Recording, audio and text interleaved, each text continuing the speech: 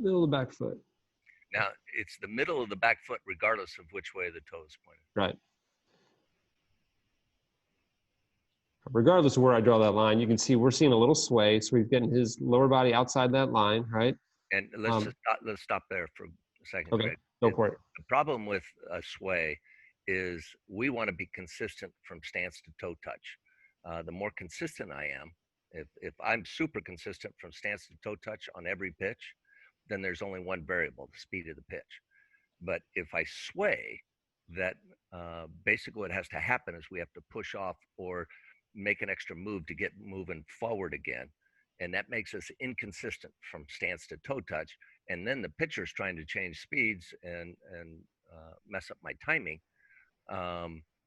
It makes my computer go nuts. In other words, the question here is if I have a sway, it takes away from your consistent timing, put it that way. Okay. What I'd like to do now, perfect, is I'd like to show you that player's physical screen and their kinematic sequence. So we can try and relate this to maybe there's a physical issue there, right? So let's take a look.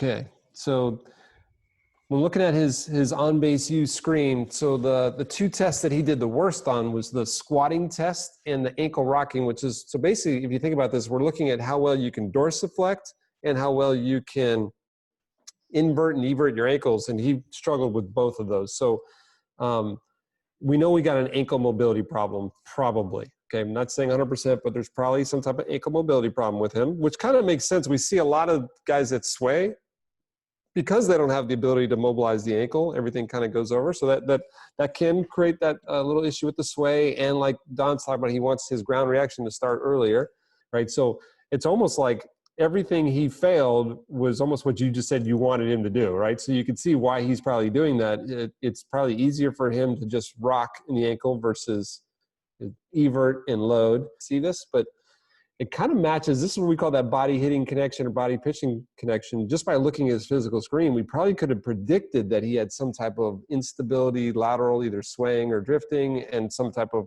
difficulty separating, which he did.